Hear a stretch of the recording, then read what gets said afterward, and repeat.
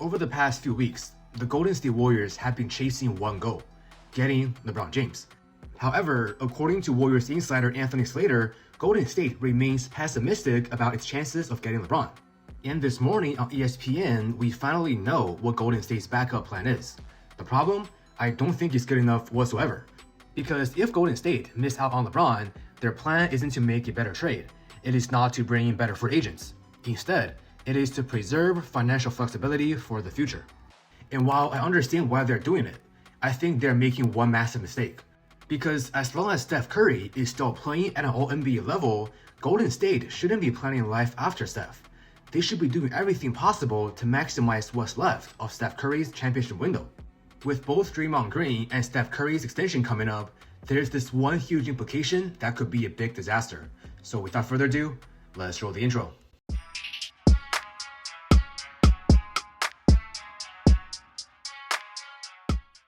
Yo, what's up guys, Jason here back with another video. If this is your first time watching, I cover the Golden State Warriors every single day on YouTube, along with other NBA news, trades, and rumors on YouTube Shorts, Instagram Reels, and TikTok. If you're a basketball fan, don't forget to leave a like and subscribe, because you do not want to miss any of my future upload.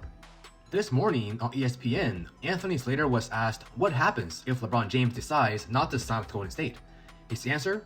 The Warriors are trying to keep their books clean and have financial flexibility for the post-Steph era. The backup plan they have if they don't land LeBron is giving Draymond Green the payday he wants. Everything here is concerning. Let's start with the first part about financial flexibility. Instead of making a win-now move, Golden State is preserving their flexibility.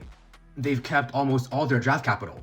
They've avoided giving out long-term contracts. They still have significant cap flexibility beyond the season. Overall, from the organization's perspective, the goal isn't just competing today. It's also preparing for the post-Steph Curry era. Honestly, I get it. Every franchise eventually has to think about the future. Steph is 38 years old. You cannot ignore reality forever. But here is where I disagree. Golden State is trying to compete for championships while preserving flexibility for whatever comes after Steph Curry. The problem is, I'm not sure you can do both successfully at the same time. Because every move you don't make today is a move you're saving for tomorrow. And tomorrow isn't guaranteed. As of now, Steph Curry is still one of the best players in basketball. This past season, he averaged over 26 points per game while shooting nearly 40% from three. Even at this age, Steph Curry can still carry this Warriors team any given night. Players like that don't come around often. So when you have somebody like Steph Curry, your priority should be giving him the best chance possible to compete for championships, not maximizing cap space for 3 years from now. Now, the second thing Anthony Slater mentioned was that Golden State Warriors' backup plan for not getting LeBron James was giving Draymond Green the payday he wants, and that caught my attention right away.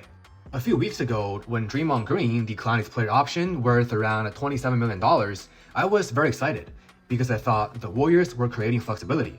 I thought Draymond would come back on a deal closer to $20 million per year.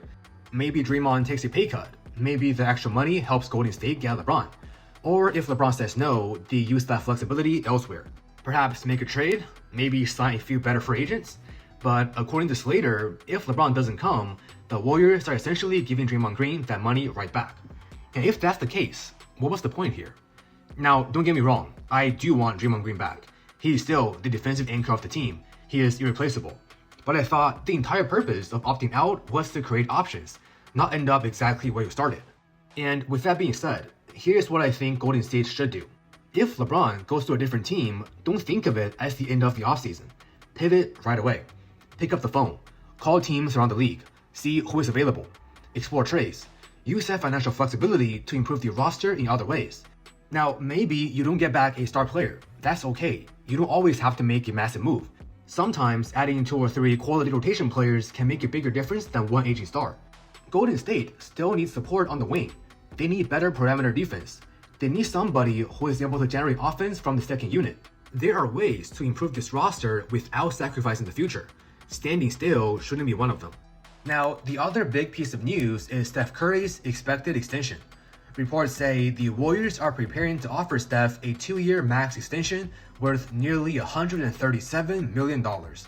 And honestly, I have no problem with it. Steph deserves every penny.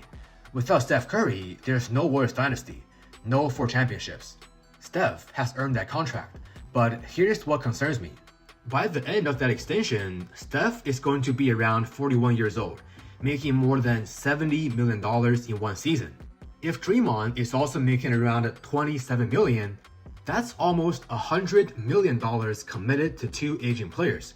Unless the Warriors can add one more legitimate player or improve the roster by a huge margin, there's no way this team can compete against OKC or San Antonio or Minnesota. To me, that extension makes it even more important to go all in over the next 2 years, not less. Now, in summary, I understand why the Warriors want flexibility. I understand why they want to prepare for life after Steph Curry. But to me, I think they're trying to balance two timelines that don't perfectly align. You can plan for the future, but don't let it come at the cost of Steph Curry. If LeBron James says no, don't call it the end. Try to find more ways to make this team better.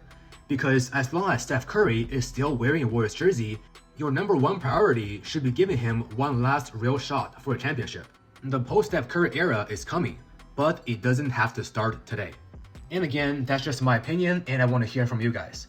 If LeBron goes to a different team, and you are the Warriors front office, what would you do instead? Let me know your thoughts in the comment section down below. Alright guys, that's all we got for today's video. If you enjoyed this content, don't forget to leave a like, subscribe, and follow me on social media, all links below in the description box. Once again, thank you so much for watching, and I will see you guys in the next video. Peace.